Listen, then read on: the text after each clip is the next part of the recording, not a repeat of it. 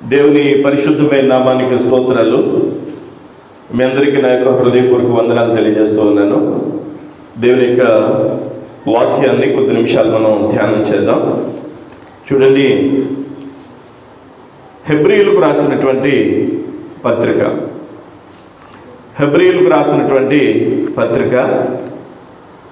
11వ అధ్యాయము. హెబ్రీయులకు రాసినటువంటి పత్రిక 11వ అధ్యాయము 28వ వచనం ఒకసారి చదువుదాం. తొలిచూలు పిల్లలను నాశనము చేయువాడు ఇజ్రాయేలీయులను ముట్టకుండు నిమిత్తము అతడు విశ్వాసమును బట్టి పస్కాను రక్త ప్రోక్షణ ఆచారమును ఆచరించెను. చాలు.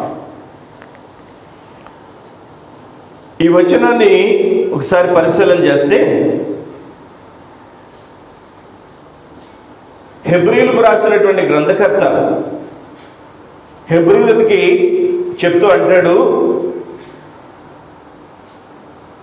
తొలిచూలు పిల్లలను నాశనము చేయువాడు ఇజ్రాయేలీయులను ముట్టకుండు నిమిత్తము అతడు విశ్వాసమును బట్టి పస్కాను రక్త ప్రోక్షణ ఆచారమును ఆచరించెను. అతడు అంటే ఎవరిక్కడ? మోషే. 11వ అధ్యాయం హెబ్రీయులకు రాసిన పత్రికలో 11వ అధ్యాయాన్ని విశ్వాసపు అధ్యాయము అని అంటారు. మీరు 11వ అధ్యాయం కనుక మీరు చదివితే విశ్వాసుల యొక్క లిస్ట్ అంతా అందులోనే ఉంటుంది. ఎలాంటి విశ్వాసులు అంటే వాళ్ళు ఈ ప్రపంచంలో సాటి అయిన గొప్ప విశ్వాసులు. అలాంటి విశ్వాసుల యొక్క సమూహంలో ఒక్కరైనటువంటి మోషే, ఆ మోషేను గూర్చి ప్రస్తావిస్తూ 24వ వచనం నుంచి క్రిందికి అదంతా వ్రాయబడింది. ఇంకా 23వ వచనం నుంచి కూడా మోషే సుందరుడని, విశ్వాసమును బట్టి రాజాజ్ఞకు భయపడక,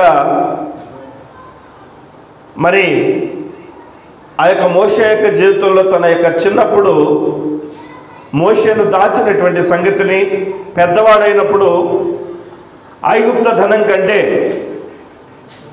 క్రీస్తు విషయమైన నింద గొప్పదని,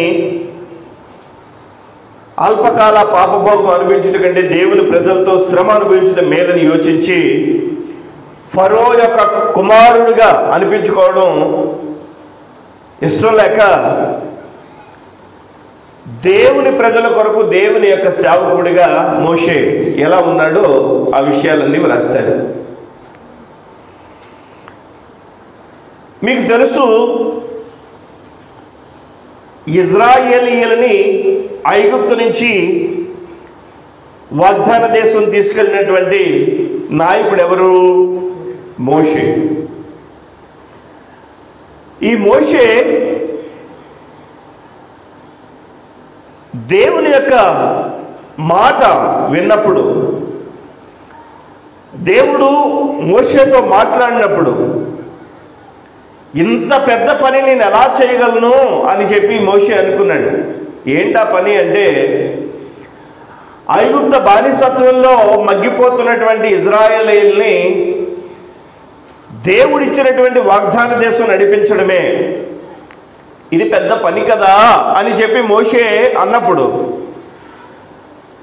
మోషే దేవునితో మాట్లాడుతూ, నాకంత సామర్థ్యం లేదు, అంత మాట నేర్పరితనం లేదు, అంత తెలివితేటలు లేవు, ఇది నేను చేయలేను అన్నట్టుగా మాట్లాడితే దేవుడు మోషేని బలపరిచి ఇజ్రాయేలీయులకి నాయకుడిగా నియమించాడు దేవుడు మోషేని. అయితే ఇక్కడ మనం చదువుకున్నటువంటి వచనం, ప్రత్యేకించి 28వ వచనం, తొలిచూలు పిల్లలను నాశనము చేయువాడు ఇజ్రాయేలీయులను ముట్టకుండు నిమిత్తము అతడు విశ్వాసమును బట్టి పస్కాను రక్త ప్రోక్షణ ఆచారమును ఆచరించెను. పస్కా పస్కా అనేటువంటి ఈ మాట మనకి పాత నిబంధన గ్రంథంలో కనిపిస్తుంది, నిర్గమాకాండంలోనే కనిపిస్తుంది. మోషే నాయకత్వంలో పస్కా బలి పశువును కూర్చున్నటువంటి విషయాలు అక్కడ వ్రాయబడ్డాయి. దేవుడు మోషే నాయకత్వంలో ఇజ్రాయేలీయుల్ని వాగ్దాన దేశం నడిపించడానికి అంత ఈజీగా జరిగిపోలేదు. చాలా జాగ్రత్తగా గమనించాలి ఈరోజు వర్తమానాన్ని.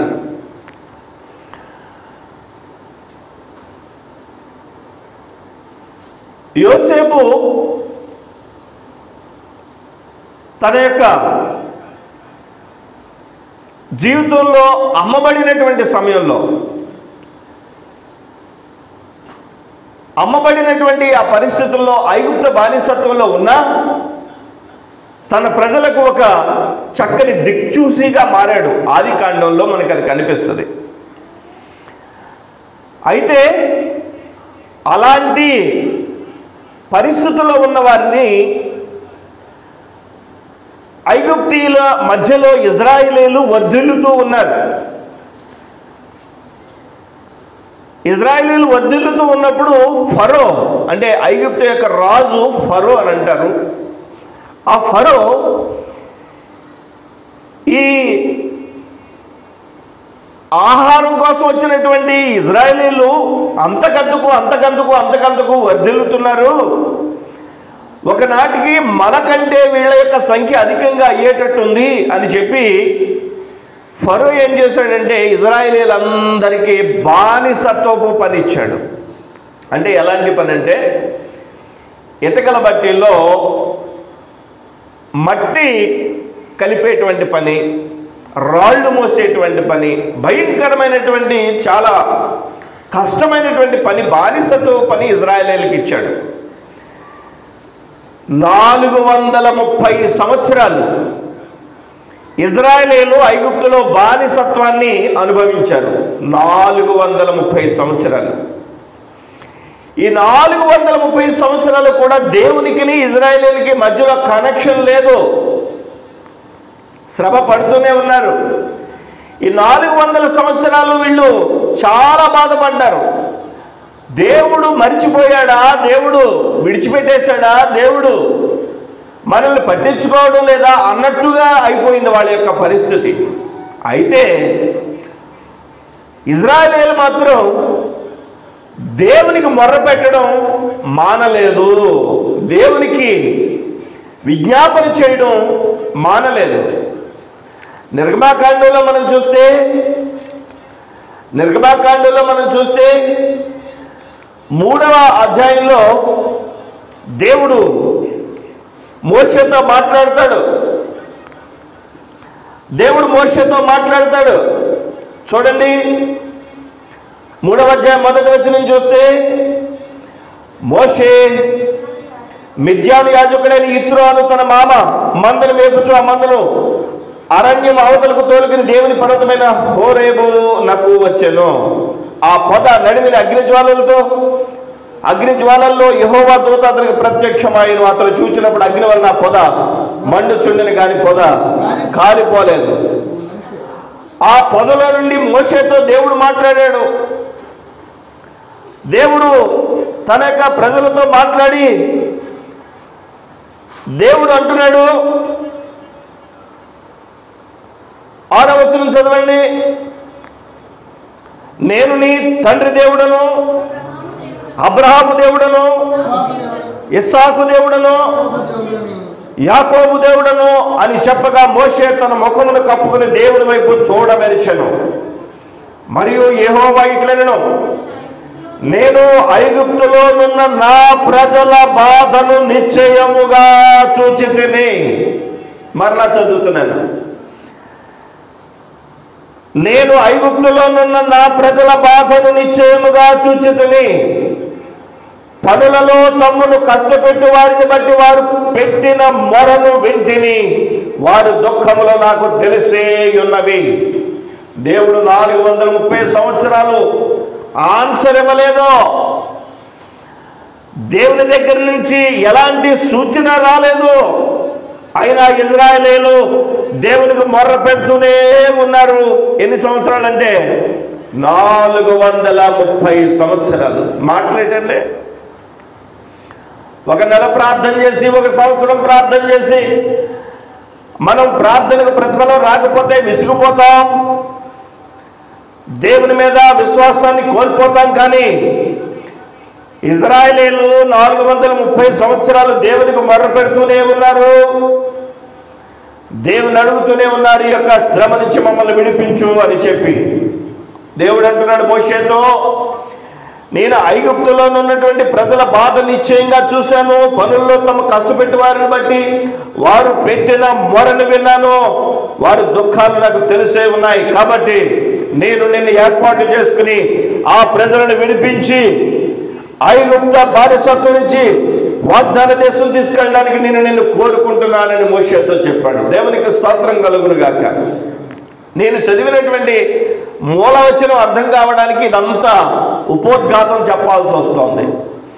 అయితే 430 సంవత్సరాల తర్వాత దేవుడు ఒకరోజు మోషేతో మాట్లాడుతున్నాడు. ఈ మోషేతో మాట్లాడినటువంటి సందర్భాన్ని మనం చూసినట్లయితే దేవుడు మోషేని ఫరో దగ్గరికి వెళ్ళమన్నాడు. తన యొక్క ప్రజలని వాగ్దాన దేశం తీసుకెళ్ళడానికి దేవుడు తీసుకెళ్ళమన్నాడు అన్న విషయం చెప్పడానికి మోషేని వెళ్ళమన్నాడు. మోషే ఫరో దగ్గరికి వెళ్ళి చెప్పడానికి సాహసం చేయగలడా? భయపడతాడు కదా సహజంగానే. అలాంటి సమయంలో దేవుడు అద్భుతాల్ని చేసేటువంటి శక్తిని మోషేకి అనుగ్రహించాడు. మనం చూస్తే 40కి పైగా అద్భుతాలు మోషే ద్వారా జరిగినట్లుగా మనం చూస్తాం. అయితే ఈ పర్టికులర్ ప్లేస్లో, అంటే ఫరో దగ్గరికి వెళ్ళినటువంటి ఈ సందర్భంలో 10 వ్యాధులను ఈ ఐగుప్తీయుల మీదకి దేవుడు రప్పించాడు. 10 వ్యాధులు, ఒక్కొక్క రోజు ఒక్కొక్క రకమైనటువంటి వ్యాధి. మోషే ఫరో దగ్గరికి వెళ్ళడం, ఒక అద్భుతాన్ని చేయడం, ఫరో వినకపోవడం, వారి మీదకి ఒక వ్యాధి రావడం, మరలా దేవుడు ఫరో దగ్గర ఒక అద్భుతం చేయడం, ఫరో అద్భుతాన్ని చూసి కూడా హృదయ కాఠిన్యం చేత ఇజ్రాయేలీయుల్ని వెళ్ళనివ్వకపోవడం, కఠినపరచబడి ఆ తర్వాత దేవుడు ఒక రోగాన్ని పంపడం ఆ యొక్క ఐగుప్తీయుల మీదకి. 10 రకమైనటువంటి రోగాలు ఐగుప్తీయుల మీదకి వచ్చాయి. కానీ ఫరోకి మనసు కరగలేదు. ఐగుప్తీయుల దేశం నుంచి ఇజ్రాయేలీయుల్ని బయటికి వెళ్ళడానికి ఒప్పుకోలేదు. అయితే చిట్ట రోజున, ఏ రోజైతే ఇజ్రాయేలీయులు ఐగుప్త దేశం నుంచి బయటికి వెళ్ళిపోవాలని దేవుడు నిర్ణయించాడు, అంటే 430 సంవత్సరాల తర్వాత. ఎన్ని సంవత్సరాల తర్వాత? 430 సంవత్సరాల తర్వాత దేవుడు ఒక మంచి సూచనను చేస్తున్నాడు. ఆ సూచనే నిర్గమాకాండము 12వ అధ్యాయంలో మనకు కనిపిస్తుంది. దేవునికి స్తోత్రం కలుగును గాక. హల్లెలూయా. ఇప్పుడు మనం చూద్దాం నిర్గమాకాండం 12వ అధ్యాయం చూడండి. 21వ వచనం నుంచి క్రిందకి చదువుదాం. ఇప్పుడు కాబట్టి మోషే ఇజ్రాయేలీయుల పెద్దలందరినీ పిలిపించి వారితో ఇట్లనెను, మీరు మీ కుటుంబముల చొప్పున మందలో నుండి పిల్లను తీసుకుని, అంటే ఒక గొర్రె పిల్లను తీసుకుని పస్కా పశువును వధించుడి. పస్కా పశువును గూర్చి వ్రాయబడినటువంటి సందర్భం ఇక్కడ ఉంది.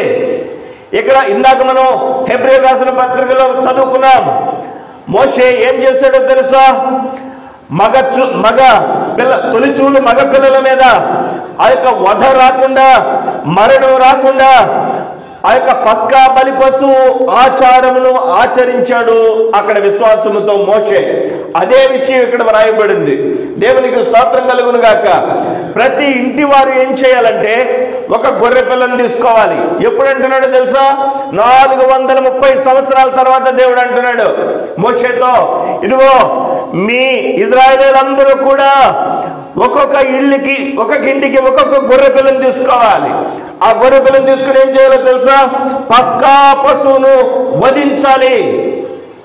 మరియు హిస్సోపు కుంచి తీసుకుని పళ్ళెములో ఉన్న రక్తంలో దాన్ని ముంచి ద్వారబంధపు పై కమ్మికని 2 నిలువ కమ్మిలకును పళ్ళెములోని రక్తమును తాకింపవలెను అని చెప్పి వ్రాయబడింది. దేవునికి స్తోత్రం కలుగును గాక. హల్లెలూయా, హల్లెలూయా. గమనించాలి. ఆ పళ్ళె వెళ్ళబట్టరా మోజెస్, ఆ పళ్ళె వెళ్ళబట్టరా. హల్లెలూయా.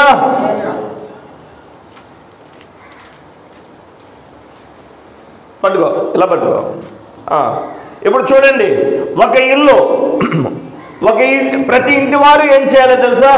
ఒక గొర్రె పిల్లను తీసుకెళ్ళి దాన్ని పస్కా బలి పశువుగా వధించాలి. ఎందుకు పస్కా బలి పశువుగా వధించాలి అని అంటే, ఆ రోజే దేవుడు ఇజ్రాయేలుకి విమోచన కలిగించబోతున్నాడు. హల్లెలూయా. పాస్ ఓవర్ అంటే ఆ యొక్క శ్రమ నుండి, శోధన నుంచి దాటి వెళ్ళిపోయేటువంటి పరిస్థితి ఇజ్రాయేలుకి ఆ రోజు ఉంది. అయితే ఆ పస్కా బలిపశువు అయినటువంటి గొర్రె పిల్లను వధించిన తర్వాత ఆ రక్తాన్ని ఒక పళ్ళెంలో వేయాలి. ఆ పళ్ళెంలో వేసిన తర్వాత ఆ ఇంటి వారు ఏం చేయాలో తెలుసా? ఆ రక్తాన్ని చేత్తో తీసుకుని, ఆ యొక్క హిస్సోపుతో తీసుకుని దాన్ని గుమ్మపు పైకమ్మకి వ్రాయాలిలాగా. ఆ తర్వాత నిలువు కమ్మెలకు కూడా ఇలా రాయాలి. హల్లెలూయా. ఎప్పుడైతే ఈ రక్తాన్ని తీసుకుని పై కమ్మికి నిలువు కమ్మికి రాస్తారో, ఆ యొక్క రక్తాన్ని ఆ విధంగా చేస్తున్న తర్వాత ఏం చేయాలో తెలుసా? చూడండి, పళ్ళెముల రక్తం తాకింపవల తర్వాత మీలో ఎవరినో ఉదయం వరకు తన ఇంటి ద్వారం నుండి బయటికి వెళ్ళకూడదు. ఇలా చూడాలి, జాగ్రత్తగా వినాలి ఈ సందర్భాన్ని. రక్తం రాసిన తర్వాత నేను సెంటర్లోకి వెళ్ళొస్తానని కానీ, నేను బయటకు వెళ్ళొస్తానని కానీ, ఊరికి వెళ్ళొస్తానని కానీ ఎక్కడికి వెళ్ళొద్దు, మీరు మీ గృహాల్లోనే ఉండండి అని చెప్పి జాగ్రత్త చెప్తున్నాడు మోషేకి దేవుడు. హల్లెలూయా. ఎందుకో కూడా చెప్తున్నాడు చూడండి. యెహోవా ఐగుప్తులను హతము చేయుటకు దేశ సంచారము చేయొచ్చు. యెహోవా ఐగుప్తీయులను హతము చేయుటకు దేశ సంచారము చేయొచ్చు. ఎందుకంటే ఎన్నో అద్భుతాలు చేసినా, ఎన్నో సూచక్రియలు చేసిన, ఎన్నో వ్యాధులు వాళ్ళ మీదకి, ఆ యొక్క ఫరో జనం మీదకి, ఐగుప్తీయుల మీదకి వచ్చిన, ఐగుప్తీయుల యొక్క రాజు అయినటువంటి ఫరో యొక్క మనసు కరగనందువల్ల దేవుడు పస్కా బలి పశువును చేసి ఆ రక్తాన్ని గుమ్మానికి వ్రాయమని యెహోవాయే బయలుదేరాడు. ఐగుప్త దేశంలో ఉండేటువంటి ప్రతి ఐగుప్తి ఇంటిలోనూ ఉన్న తొలిచూలు కుమారుని హతము చేయడానికి. దేవునికి మహిమ కలుగునుగాక. ఎందుకంటే తన ప్రజలను హింసిస్తున్నటువంటి ఆ యొక్క ఫరో యొక్క కబంధ హస్తాల నుంచి తన ప్రజలను విడిపించాలని దేవుని యొక్క ఉద్దేశం. దేవునికి మహిమ కలుగునుగాక. ఈ ఫరో ఎవరు అని అడిగితే, ఈ ఫరో ఎవరో కాదు, ఈ యొక్క లోకంలో మనుషుల యొక్క జ్ఞానమును, మనుషుల యొక్క విశ్వాసమును, మనుషుల యొక్క మరి ఆలోచనను దేవుని వైపు నుంచి మరొక వైపుకు మరల్చినటువంటి దురాత్మ శక్తి లేదా దుష్ట శక్తి లేదా సాతానే. ఇప్పుడు మనం గమనిస్తే చూడండి, 23వ వచనం. యెహోవా ఐగుప్తీయుల హతమును చేయుటకు దేశ సంచారము చేయొచ్చు. ద్వారబంధపు పై కమ్మి మీదను 2 నిలువు కమ్మిల మీదను ఉన్న రక్తమును చూచి యెహోవా ఆ తలుపును దాటిపోవును. చాలా జాగ్రత్తగా వినాలి. ఇప్పుడు ఏం చేసాం మనం? గొర్రెపిల్లను వధించాం. ఆ గొర్రెపిల్ల యొక్క రక్తాన్ని తీసుకుని పై కమ్మికి, నిలువు కమ్మిలకి రాసిన తర్వాత లోపలే ఉండిపోయాం. ఇప్పుడు యెహోవా ఏం చేశారంటే ఐగుప్త దేశమందంతటా సంచారం చేస్తున్నారు. ఎందుకో తెలుసా? ఐగుప్తీయుల యొక్క కుటుంబంలో ఉండేటువంటి ప్రతి తొలిచూలు పిల్లను హతము చేయడానికి. చాలా జాగ్రత్తగా గమనించాలి. ఇప్పుడు పస్కా బలి పశువు ఎవరు చేస్తున్నది? ఈ ఆచారం ఎవరు చేశారు? ఐగుప్తీయులు చేయలేదు. ఎవరు చేశారు? ఓన్లీ ఇజ్రాయేలీలు మాత్రమే చేశారు. ఇజ్రాయేలీలు ఎక్కడున్నారంటే ఐగుప్త దేశంలో ఉన్నారు. ఈ విషయం, ఈ రక్తాన్ని ఇలాగా కమ్మిలికి రాయాలన్న విషయం వీరికి మాత్రమే తెలుసు. దేవునికి స్తోత్రం కలుగునుగాక. చాలా జాగ్రత్తగా పరిశీలించాలి. మన ప్రభు అయినటువంటి యేసుక్రీస్తు యొక్క రక్తములో ఉన్న ఆ యొక్క గొప్ప విమోచన ఎవరికి తెలుసు అంటే సంఘముగా కూడుకున్న మనకే తెలుసు. లోకములకు అర్థం కాదు. అది సంఘముగా కూడుకున్న మనకి క్రీస్తు యేసు యొక్క రక్తములో ఉన్న విమోచన, ఆ యొక్క బలము మనకు తెలుసు. అయితే ఆ రోజు కూడా ఐగుప్తీయులకి తెలియదు. ఇజ్రాయేలీయులు ఆ యొక్క పస్కా బలిపశువును వధ చేసిన తర్వాత వారు ఆ విధంగానే చేశారు. దేవునికి మహిమ కలుగును గాక. హల్లెలూయా. ఆ మిమ్మును హతము చేయుటకు మీ ఇంట్లోనికి సంహారకుని చోరనీయుడి అని అంటాడు. 23వ వచనం చివరి మాట చూడండి. 23వ వచనం చదవండి పూర్తిగా.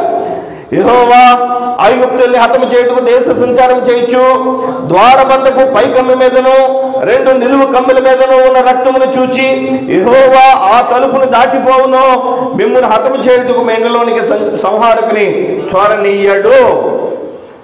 కాబట్టి మీరు నిరంతరము మీకును మీ కుమారులకుని దీన్ని కట్టడగా ఆచరించవలెను. చూస్తున్నాడు దేవుడు సంచారం చేస్తూ, ఈ గుమ్మానికి రక్తం ఉంది కదా, ఇది నా బిడ్డల ఇల్లు. ఈ గుమ్మానికి పస్కా బలిపశువు యొక్క రక్తం పూసి ఉంది కదా, ఇది నా పిల్లల ఇల్లు. ఈ ఇంటి యొక్క దీవెన నా చేతిలో ఉంది. అయితే ఎవరైతే ఐగుప్తీయులుగా ఉన్నారో, పస్కా బలిపశువును వధించలేదో, వారి గృహముల మీదకి వధ మన దేవుని ద్వారా వస్తుంది. ఎందుకంటే కఠినపరచబడిపోయినటువంటి హృదయాలు కాబట్టి. ఏం చేశాడో తెలుసా దేవుడు? ఆ విధంగానే వధ చేశాడు. ఆ విధంగానే చూడండి 26, 27 కూడా చదువుతాం. మరియు మీ కుమారులు మీరు ఆచరించుచు ఈ ఆచారం ఏమిటని మిమ్మల్ని అడిగినప్పుడు, అందరూ అడుగుతారు. మోషే చెప్పాడు కదా, ఇలా గొర్రెపిల్లలు తీసుకోండి, అందరూ గొర్రెపిల్లని తీసుకోండి, దాన్ని వధించండి, రక్తాన్ని ఏమో పైన గుమ్మాల మీద రాయండి అని అంటే, అప్పటి వరకు అది చేయని వాళ్ళు ఏమంటారు? ఎందుకు అని అడగరా? గొర్రెపిల్లని కట్ చేయడం ఏంటి, గుమ్మాల మీద రాయడం ఏంటి? అదే చెప్తున్నాడు దేవుడు. మీరు ఆచరించుచు ఈ ఆచారం ఏమిటని మిమ్మల్ని అడిగినప్పుడు మీరు, ఇది యెహోవా పస్కా బలి. చెప్పండి నాతో, ఇది అందరూ చెప్పాలి, ఇది యెహోవా పస్కా బలి. ఎందుకంటే 430 సంవత్సరాలకు పైగా మగ్గిపోతున్నటువంటి ఇజ్రాయేలీయులకి ఆ రోజు విమోచన రాబోతుంది. ఆ రోజు వాగ్దాన దేశంలోనికి వెళ్ళడానికి ఒక సూచనగా దేవుడు చేస్తున్నాడు. నా ప్రభు అయినటువంటి క్రీస్తు యేసు పస్కా బలిపశువుగా శిలువలో మరణించాడు. మరణించిన తర్వాత ఆయన యొక్క రక్తాన్ని ఎవరైతే ఆపాదించుకున్నారో, ఆయన యొక్క రక్తాన్ని ఎవరైతే వారి యొక్క హృదయముల మీద రాసుకున్నారో, ఎవరైతే కడగబడ్డారో వారికి విమోచన. దేవునికి స్తోత్రం కలుగును గాక. అయితే ఆ విధంగా చెప్పినప్పుడు 27వ వచనం కూడా చదవండి. ఇది ఆయన ఐగుప్తీయుల హతము చేయొచ్చు, మన ఇండ్లను కాల్చినప్పుడు ఆయన ఐగుప్తులో ఉన్న ఇజ్రాయేలీయుల ఇండ్లను విడిచిపెట్టెను అనవలెనని చెప్పును. అప్పుడు ప్రజలు తలల వంచి నమస్కారము చేసిరి. అప్పుడు ఇజ్రాయేలీయులు వెళ్ళి అలాగూ చేసిరి, యెహోవా మోషే అహరోనులకు ఆజ్ఞాపించినట్లే చేసిరి. మోషే చెప్పాడు, ఇజ్రాయేలీయులు చేశారంతే. మోషే చెప్పాడు. 430 సంవత్సరాల నుంచి ప్రార్థన చేస్తుంటే జరగందే. మోషే ఇలా చెప్పగానే ఎలా చేశారండి ఆ జనులు? ఒకసారి ఆలోచించండి. విసిగిపోయి ఉండరండి. ఏమని చెప్తున్నాం? 430 సంవత్సరాల నుంచి దేవుడు తీసుకెళ్తాడు, వాగ్దానం దేశం అంటున్నావు. మాకు చూస్తేనేమో ఇక్కడ భయంకరమైన శ్రమ. నువ్వు ఈరోజు మరలా గొర్రెని వధించాలంట, రక్తం పై కమ్మికి, అడ్డ కమ్మలకి, నిలువు కమ్మలకి రాయాలంట అని ఏ ఒక్కరు అడగలేని మోషేని. కారణం ఏంటంటే మోషే విశ్వాసంతో నమ్మాడు. మోషే యొక్క ప్రజలు కూడా విశ్వాసం ఉంచి ఆ మాటను నమ్మారు. దేవునికి స్తోత్రం కలుగును గాక. ఆ విధంగా అందరూ కూడా రక్తాన్ని పైకమ్మికి, నిలువుల కమ్మికి రాసేసి ఇళ్లలోకి వెళ్ళిపోయారు ఇజ్రాయేలీయులందరూ. అప్పుడు దేవుడు బయలుదేరి ఏ గుమ్మానికైతే రక్తం ఉందో ఆ గుమ్మాన్ని విడిచిపెట్టి ఏ గుమ్మానికైతే పస్కా బలిపశు యొక్క రక్తం లేదో ఆ యొక్క ఇంటి మీదకి శాపం వచ్చేటట్టుగా, మరణం వచ్చేటట్టుగా దేవుడు చేశాడు. ఎప్పుడు జరిగిందో తెలుసా కార్యక్రమం? రాత్రి వేళ జరిగింది. ఎప్పుడు జరిగింది చూడండి, 29వ వచనం. అర్ధరాత్రి వేళ, మరలా చదువుతున్నాను. అర్ధరాత్రి వేళ జరిగినదేమనగా, సింహాసనం మీద కూర్చున్న ఫరో సడన్గా చచ్చిపోతున్నారు అంతా ఒకేసారి. కరోనా వచ్చినప్పుడు ఏమైందండి? అసలు ఊహించామా? మన జీవితంలో అలాంటి చావులు మనం చూస్తామని ఊహించామా? ప్రొక్లైనర్ తోటి, ఎవరు ముట్టుకునేవారు కాదు, ప్రొక్లైనర్ తోటి అలా ఎత్తుకుని ఒక్కొక్క ఆ తొట్లని 10 శవాల్ని మన కళ్ళ ముందే టీవీలో చూపించేవారు. తీసుకెళ్లి ఒకే చోట పూర్తి చేసినటువంటి దాఖలాలు మర్చిపోయారా జనాంగమా? మర్చిపోయారా? మన కళ్ళ ముందే కదండి, సంవత్సరంన్నర 2 సంవత్సరాల క్రితమే కదండి జరిగింది. మరణాలు అలా వస్తాయా? ఫరో రోజుల్లో, మోషే రోజుల్లో అదే విధంగా దేవుడు చేశాడు. ఒకే ఒక్క రోజు పెద్ద కుమారుడు లేదా పెద్ద కుమార్తె అందరూ కూడా ప్రతి ఇంటిలో వారు చచ్చిపోయారు. ఒకే రోజు. అప్పుడు ఫరో అర్ధరాత్రి వేళ తనకు వచ్చినటువంటి ఇన్ఫర్మేషన్ చూసి, అరే ఓ పని చేద్దాం, మంత్రులు అని ఉంటారు బహుశా, రేపు పొద్దున్న చూద్దామండి, లేదు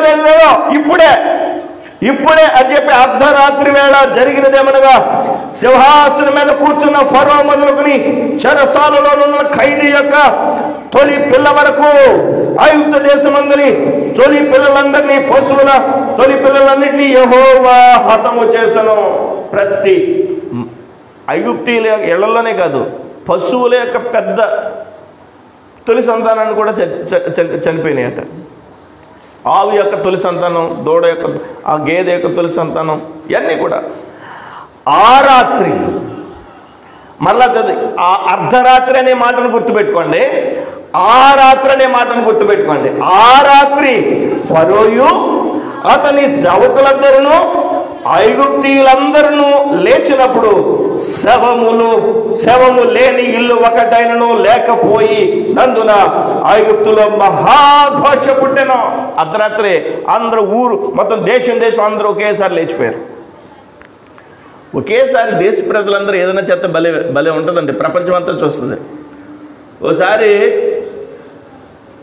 కరోనా టైంలోనైనా మరి ఎప్పుడో నాకు గుర్తులేదు కానీ, కంచాల మీద బయటకు వచ్చి అందరూ ఇలా కొట్టాం, గుర్తుందా? ఒకే టైంకి దేశంలో వాళ్ళందరూ కలిసి, ఇంకోసారి దేశంలో ఉన్న వారందరూ కలిసి ఒకేసారి నడి వీధుల్లోకి వచ్చి కొవ్వొత్తులు వెలిగించాం, కరెంట్ ఆపేసేటప్పుడు గుర్తుందా? దేశ ప్రజలందరూ ఏదైనా ఒక పని కలిసికట్టుగా చేస్తే, కలిసికట్టుగా జరిగితే ఒక ఆశ్చర్యమైనటువంటి కార్యంగా ఉంటుంది. ఒకే రోజు అర్ధరాత్రి ఒకే ఘడియలో చచ్చిపోయారండి ఐగుప్తీయుల పిల్లలు, ఫరో పిల్లలతో సహా. అప్పుడు ప్రజలంతా, దేశం అంతా, ఐగుప్తీయులందరూ ఒకేసారి ఏడుస్తున్నారు. పెద్ద ఘోషట, పెద్ద ఏడుపట, పెద్ద ఘోషట. 30వ వచనం చూడండి. ఇప్పుడు నిర్గమాకాండం 12వ అధ్యాయం 30వ వచనం. ఆ రాత్రి ఫరోయు అతని సేవకులందరూ ఐగుప్తీయులందరూ లేచినప్పుడు శవములు లేని ఇల్లు ఒకటైనను లేకపోయినందున ఐగుప్తులో మహాఘోష పుట్టెను. ఆ రాత్రి వేళ, మరలా చెప్తున్నాను, ఆ రాత్రి వేళ ఫరో మోషే అహరోనును పిలిపించి, ఆ రాత్రి వేళ పిలిపించాలా? ఎవరిని పిలిపిస్తున్నారట? 430 సంవత్సరాల నుంచి ఏ ప్రజలైతే బానిసత్వపు సంఖ్యల మధ్యలో నలిగిపోతున్నారో, ఏ ప్రజల కోసమైతే నాయకత్వం వహించి మోషే ఉన్నాడో, ఏ ప్రజల పక్షంగానైతే దేవునికి యాజకత్వం చేస్తున్నాడో, ఆ మోషేని అహరోన్ని ఫరో పిలిపించాడు. పిలిపించి వాళ్ళతో చెప్తున్నాడు, వాడితో 31వ వచనం, మీరును ఇశ్రాయేలును లేచి నా ప్రజల మధ్య నుండి బయలు వెళ్ళండి. ఇలా చెప్పండి, రేయ్ మోషే, అహరోను, మొత్తం మీరు వెళ్ళిపోండి, అర్జెంట్గా వెళ్ళిపోండి. అర్ధరాత్రి వేళ జరిగిన సంఘటన. నేనంటాను, పస్కా బలి పశువు వేసినటువంటి ఆ రాత్రే విమోచన లభించింది. నేను ఎక్కడికి చెప్పేది ఏంటంటే మీకు చాలా జాగ్రత్తగా వినాలి. ఐగుప్తి ఇజ్రాయేలీలందరికీ మోషే ఏం చెప్పాడు? మీరు పస్కా బలి పశువును వధించి దాని రక్తాన్ని గుమ్మాలకి రాసుకుని లోపలికి వెళ్ళిపోయి లోపలే ఉండండి, బయటికి రావద్దు అన్నాడా? మోషే కూడా లోపలికి వెళ్ళిపోయాడు కదా, అహరోన్ కూడా లోపలికి వెళ్ళిపోయాడు కదా. మోషే అహరోన్లకి కబురు వచ్చింది కాబట్టి మోషే అహరోన్లు ఫరో దగ్గరికి వెళ్ళారు. మిగతా వాళ్ళందరూ చెప్పండి ఇళ్ళ లోపల ఉన్నారు, బయట ఏం జరుగుతుందో వాళ్ళకి తెలియదు. ఘోష మాత్రం వినిపిస్తుంది. బయటికి వెళ్ళి చూద్దామంటే అబ్బాయి వెళ్ళకూడదు అన్నాడు కదా మోషే అని చెప్పి బయటికి ఎవరు రావడం లేదు. ఇప్పుడు ఫరో ఏమన్నాడంటే ఈ రాత్రి వేళ మీరు వెళ్ళిపోండి అన్నాడు. బాగా బాగా ఇక్కడ జాగ్రత్తగా గమనించాలి, అద్భుతమైనటువంటి మాటలు. ఈ రాత్రి మీరు వెళ్ళిపోవాలన్నాడు. జనాలు చూస్తేనేమో ఎవరిళ్లలో వాళ్ళు ఉన్నారు, ఇజ్రాయేలీలు. ఐగుప్తులు అందరూ ఏడుస్తున్నారు. ఈ ఘోషలో, ఈ ఏడుపులో తన ప్రజలకి ఈ విషయం ఎలా చెప్పాలి? జాగ్రత్తగా గమనించండి. దేవునికి స్తోత్రం కలుగును గాక. నేను అంటాను, రాత్రి వేళ, చీకటి వేళ అంటే దేవుణ్ణి తెలుసుకోక, దేవుణ్ణి ఎరుగక, క్రీస్తు యేసు రక్తంలో ఉన్న విమోచనను తెలియక, వెలుగైనటువంటి క్రీస్తు ప్రభు యొక్క కృపను పొందక చీకటిలో ఉన్నటువంటి రోజే ఆ రాత్రి. అంటే ఆ రాత్రి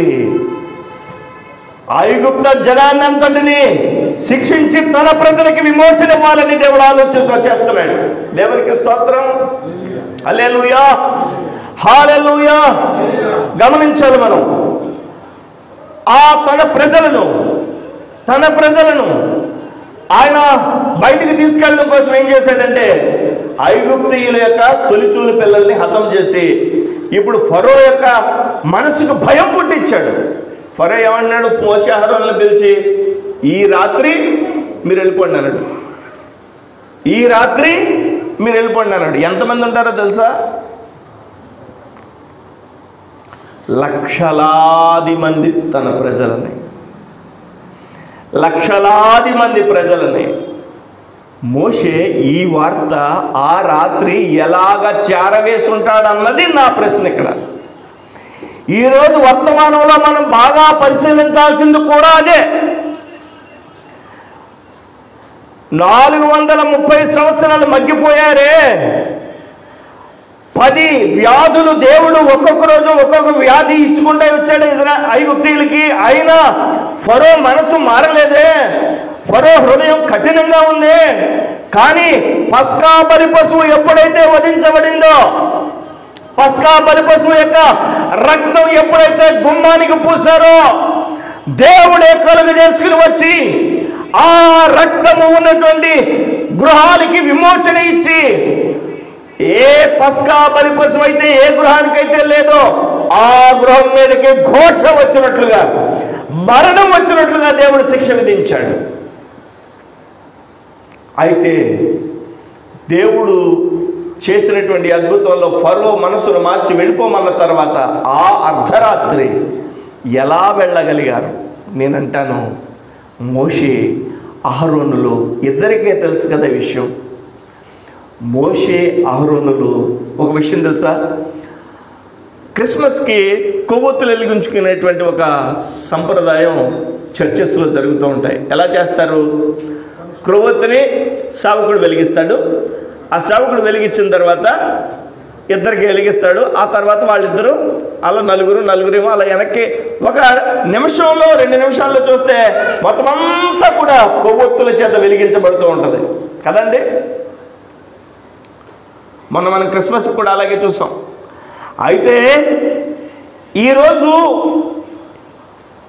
ఇక్కడ జరిగినటువంటి సంఘటన కూడా అదే. మోషే తన ప్రజలను లోపలే ఉండిపోమన్నాడు కదా. లోపలే ఉండిపోమన్నటువంటి తన ప్రజలకు ఇద్దరికి చెప్తే, ఆ ఇద్దరు నలుగురికి చెప్తే, నలుగురు 10 మందికి చెప్తే గృహాలలో ఉండే వారు ఏం చేస్తున్నారంటే తన ఇంటి వారికి లేదా తన ప్రక్క వారికి వారు ఏం చేస్తున్నారంటే, ఇదిగో ఈ రాత్రి మనకు విమోచన, ఈ అర్ధరాత్రి ఐగుప్తు నుంచి మనము వెళ్ళిపోవడానికి సమయమిలే అని చెబుతున్నారు. దేవునికి స్తోత్రం కలుగును గాక. హల్లెలూయా. కొన్ని నిమిషాల్లోనే ఇజ్రాయేలీలందరూ రోడ్ల మీదకి వచ్చేసారు. 430 సంవత్సరాల నుంచి ఉంటున్నారు కదా అక్కడ. పచ్చడి జాడీలు ఉండవా? ఏమన్నా ఉంటాయా? ఏమండి ఏమన్నా మరి వండుకున్నాయి ఉంటాయా? ఏదో బట్టలు దోసుకుని అయ్యో ఉంటాయా? వాళ్ళ ఇళ్లలో సామాన్లు అయ్యి ఉంటాయా?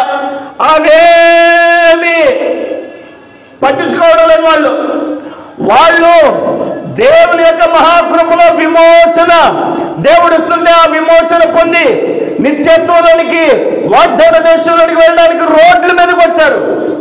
వాళ్ళు రాగానే ఏం జరిగిందో తెలుసా? ఐగుప్తీయులు వారికి భయం వేసి, ఒరే వెళ్ళిపోంటారు బాబు, మీకేం కావాలి? బంగారం కావాలా? ఇదిగో బంగారం. ఏం కావాలి? మీకు ఏమన్నా తిండి కావాలా? ఆహారం కావాలా? వాళ్ళు కొన్నదంతా ఐగుప్తి ఇజ్రాయేలుకి ఇచ్చి తొందర పెట్టి అర్ధరాత్రే పంపించేస్తున్నారు. హల్లెలూయా.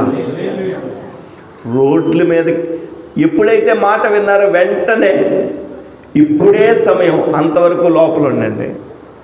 ఎప్పుడైతే ఆ మాట, నేనంటాను ఇక్కడ మైక్ పెట్టుకుని చెప్పలేదు, మౌత్ టు మౌత్ అడ్వర్టైజ్మెంట్ అంటారు దాన్ని. అంటే మన నోటి నుండి ఒక మాట బయటకు వచ్చింది, మరొక నోటి నుంచి ఆ మాటే బయటకు వచ్చింది, మరొక నోటి నుంచి ఆ మాటే బయటకు వచ్చింది. ఆ రాత్రికి రాత్రి చాప కింద నీరులాగా దావానంలాగా వ్యాపించేసింది ఆ వార్త. దేవునికి స్తోత్రం. ఈరోజు సువార్త కూడా అలాగే జరగాలి. దేవునికి స్తోత్రం కలుగును గాక. హల్లెలూయా. అర్ధరాత్రి తెల్లారి లోపల మనం పని పూర్తి చేసేయాలి. దేవునికి స్తోత్రం. వినిపిస్తుందండి? నా మనసులో ఉన్న భారం మీకు అర్థమైందా? చీకటి రాత్రి, నీతి సూర్యుడు ఉదయించేటువంటి రోజు, వెలుగును ప్రత్యక్షంగా చూడబోయే రోజు, నా యేసుక్రీస్తు ప్రభువారు నీతి సూర్యుడిగా మధ్యాకాశంలోనికి రాబోతున్న రోజు అతి త్వరలో ఉంది. కాబట్టి క్రీస్తు యేసు రక్తము ద్వారా, యేసు అనబడినటువంటి పస్కా బలి పశువు ద్వారా ఆ రక్తం మనకు అందుబాటులో ఉండే ఆ రక్తాన్ని మన హృదయాలకి, మన మనస్సులకి, మన జీవితానికి రక్షణగా పూసుకుని ఆ రక్తము ద్వారా విమోచన పొంది మనం ఏం చేయాలంటే తెల్లారేసరికి రెడీ అయిపోవాలి. హల్లెలూయా. హల్లెలూయా. ఈ మాటను ప్రజలకు చెప్తే వింటారా? తెల్లారిపోద్దురా? తెల్లారిపోద్ది నడండి అని చెప్పామనుకోండి, నమ్ముతారా? వెలుగై ఉన్నటువంటి నీతి సూర్యుడు రాబోతున్నాడు, ఉదయించబోతున్నాడు, మీరు సిద్ధపడండి అంటే లోకం నమ్ముతుందా? నమ్మిన వారు నమ్ముతారు, నమ్మని వారు నమ్మరు. మనం ఏం చేయాలంటే చెప్పండి, మనం మాత్రం ఈ యొక్క క్రీస్తు యేసు రక్తములో ఉన్న విమోచనను గూర్చి ఈ అర్ధరాత్రే మనము ప్రభు మహాకృపను బట్టి ఆ యొక్క నిత్య రాజ్యంలోనికి వెళ్ళడానికి, లేదా పరలోక రాజ్య వారసులుగా మార్చబడ్డానికి, లేదా వాగ్దాన దేశం వెళ్ళడానికి సమాయుక్తమైపోవాలి. దేవునికి స్తోత్రం కలుగును గాక. హల్లెలూయా. హల్లెలూయా. చూడండి 37వ వచనం చదవండి. అప్పుడు ఇశ్రాయేలీయులు రామశేషు నుండి సుక్కోతుకు ప్రయాణమైపోయి వారు పిల్లలు గాక కాల్బలము 6 లక్షలట. 6 లక్షలట.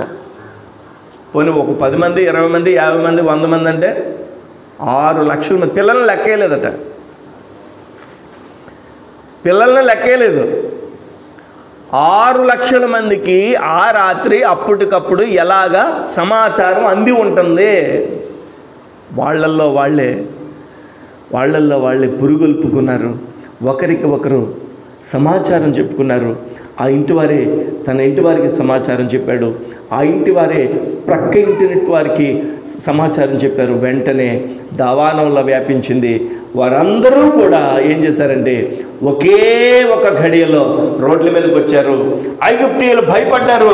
వాళ్ళకి మొత్తం వాళ్ళు కోరుకున్నదంతా ఇచ్చారు. చూడండి 4వ వచనం చదవండి.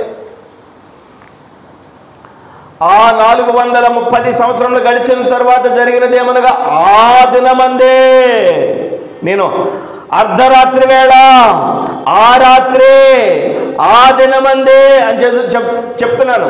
ఇంకా 42వ వచనం చూడండి. ఆయన ఐగుప్తు దేశంలో నుండి వారిని బయటికి రప్పించినందుకు ఇది యెహోవాకు ఆచరింపదగిన రాత్రి.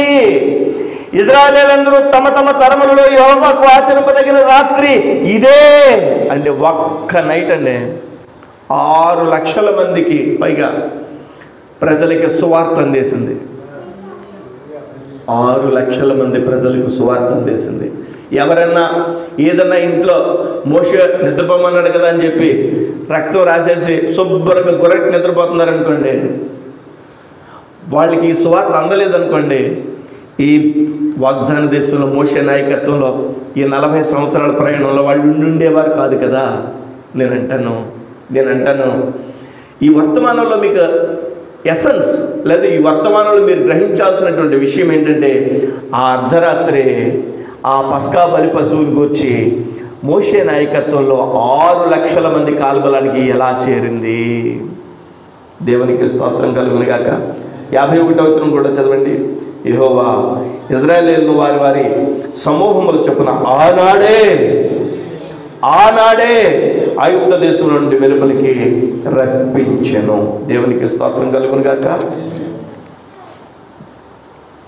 ప్రియమైనటువంటి దేవుని సంగమా, ఈరోజు వర్తమానాన్ని కొద్దిగా టిపికల్గా మీరు మనసు పెట్టి వినకపోతే అర్థం కాదు. మోషే నాయకత్వంలో దేవుడు ఇశ్రాయేలీయుల్ని ఐగుప్తు బానిసత్వం నుంచి విడిపించి వాగ్దాన దేశం తీసుకెళ్తున్నాడు. ఒక్క రోజు అద్భుతం కాదు అది. 430 సంవత్సరాలు బాధపడ్డారు. చాలా అద్భుతాలు చేశాడు మోషే. అయినా ఫరో హృదయం కఠినపరచబడిపోయింది, మారలేదు. అయితే 10 వ్యాధులు ఐగుప్తీయుల మీదకి దేవుడు ఇచ్చాడు, అయినా మారలేదు. అప్పుడు చివరిగా పస్కా బలి పశువును వధించండి, మీరు గుమ్మాలకి రక్తాన్ని రాసుకోండి, లోపలికి వెళ్ళిపోండి, లోపలే ఉండండి అన్నారు. దేవుడే బయలుదేరాడు.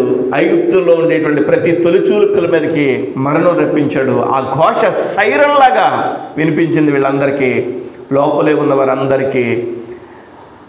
వెంటనే ఒక సువార్త అందింది, ఈ క్షణంలోనే మన ఐగుప్తు నుంచి బయటికి వెళ్ళిపోవాలని. మీరు ఆ 12వ అధ్యాయం 13వ అధ్యాయం చదివితే మీకు అర్థమవుతుంది. వాళ్ళు వెళ్ళేటప్పుడట ఏమేం కావాలి పట్టుకుపోంటారా, మీరు వెళ్ళిపోంటారా అర్జెంటుగాను, మీరు అర్జెంటుగా వెళ్ళిపోంటారు అని చెప్పి ఇశ్రాయేలీయులను పంపించేశారట. దేవునికి స్తోత్రం కలుగును గాక. నేను అంటాను ఇక్కడ ఒకరోజు మధ్యాకాశంలోనికి సంఘం ఎత్తబడే రోజు, ఆ సంఘం ఎత్తబడే రోజుల గురించి వార్త ఈ రాత్రే అందాలి. దేవునికి స్తోత్రం, హల్లెలూయా. అందాలంటే మనం ఏం చేయాలంటే, మనము దేవుని యొక్క రాకడను కూర్చున్నటువంటి విషయం చెప్పడానికి, ప్రభువైన యేసుక్రీస్తులో ఉన్న రక్తంలో ఉన్న విమోచనను చెప్పడానికి మనం ప్రార్థన చేయాలి. అంతేకాదు, వాళ్ళు 430 సంవత్సరాలు వాళ్ళు మొర్ర పెట్టారు. మనం కూడా ఏం చేయాలంటే మొర్ర పెట్టాలి. ఒకటి మొర్ర పెట్టాలి, రెండోది చెప్పండి సువార్త ప్రకటించడం అంటే ఏదో మర్మాలు చెప్పనక్కర్లేదు. ఏమండి మా చర్చికి రండి, దేవునికి స్తోత్రం, హల్లెలూయా.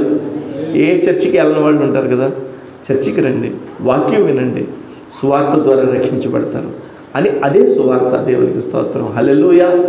ఆ వాక్యం వినిపించడానికి క్రీస్తు యేసు ప్రభువు వారు మాట్లాడతారు. దేవునికి స్తోత్రం కలుగును గాక, హల్లెలూయా, హల్లెలూయా. మనం సమూహంలోనికి, సమాజంలోనికి ఎప్పుడైతే కూర్చొని పెట్టామో దేవుడు వారితో మాట్లాడతాడు, దేవుడే మహిమ పొందుతాడు. దేవుడి మాటల్ని ఆశీర్వదించి దీవించును గాక, ఆమేన్. దయచేసి మోకరించండి. పస్కా బలిపశువైనటువంటి క్రీస్తు యేసు ప్రభువు వారు మన కోసం శిలువలో మరణించి సమాధి చేయబడి తిరిగి లేచారు. ఆయన యొక్క రక్తాన్ని, ఆయన యొక్క విమోచన రక్తాన్ని ఏ కుటుంబం అయితే, ఏ వ్యక్తిగత జీవితం అయితే మరి వారి మీద రక్త ప్రోక్షణ జరుగుతోందో వారికి శాశ్వతమైనటువంటి నిత్య రాజ్యమునకు వారసత్వం లభిస్తోంది. ఐగుప్తు బానిసత్వం నుంచి ఆ రాత్రే విమోచన, పరలోక రాజ్య సంబంధులుగా, పరలోక రాజ్య వారసులుగా మారిపోతారు. మనం కూర్చున్నాం ఇక్కడ. ఈరోజు ఈ వర్తమానం, ఈ సువార్త, ఈ మంచి వార్త ఏ ప్రజలైతే వారసత్వానికి పొందుకోవాలని దేవుని చిత్తమై ఉందో వారందరికీ అందించాల్సినటువంటి బాధ్యత మనదే. ఐగుప్తు బానిసత్వం నుంచి విమోచన ఎలాగో, సాతాను కబంధ హస్తాల నుంచి మనకి విమోచన, మనకి శాశ్వతమైనటువంటి విమోచన రావడానికి ప్రభువారి కృపను అడగాలి.